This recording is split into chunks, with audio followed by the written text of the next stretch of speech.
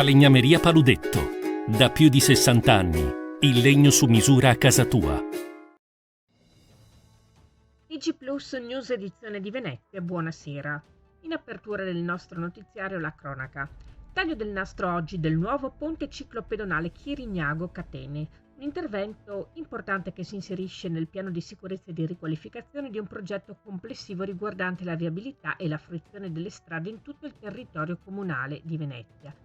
E sono stati molti i cittadini che hanno deciso di prendere parte all'evento, sia in bici che a piedi, portando i loro saluti alle autorità e complementandosi per la realizzazione dell'infrastruttura. L'opera è costata nel complesso 4.568.000 euro, realizzata con parte di fondi strutturali PON Metro. Ulteriori dettagli nel nostro sito notizieplus.it. E ieri pomeriggio nella sede di Veneto Strade l'assessore regionale Elisa De Berti e il direttore delle infrastrutture e trasporti della regione Veneto Marco Delia hanno incontrato le associazioni di categorie agricole in merito al progetto Via del Mare. Un appuntamento nel quale la regione ha risposto alle preoccupazioni manifestate nei giorni scorsi, in particolare da Coldiretti Venezia, sul tracciato della Via del Mare, appunto.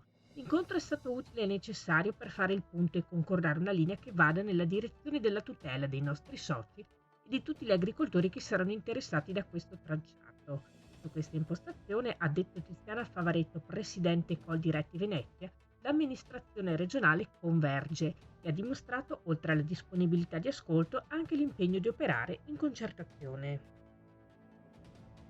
Parliamo ora di sanità. Si è rivelato un successo l'evento Porte Aperte alla Nefrologia tenutosi ieri 14 marzo nella giornata delle Rene presso l'ospedale dell'Angelo, presso l'ospedale civile di Venezia e presso anche l'ospedale di Dolo, organizzato dalle due unità operative di nefrologia dirette dal dottor Mauro Dugo e dalla dottoressa Barbara Rossi. 130 utenti si sono recati all'Angelo, 48 quelli all'ospedale civile e 70 a Dolo Mirano. I particolari nel nostro sito notizieplus.it.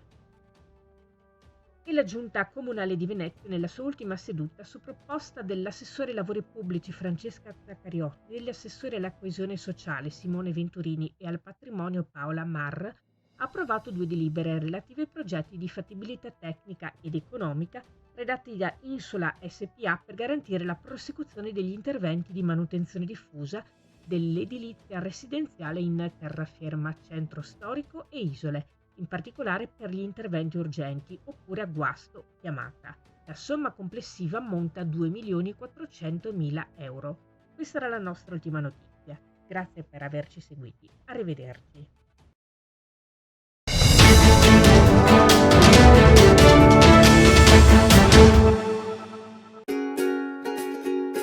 Falegnameria Paludetto.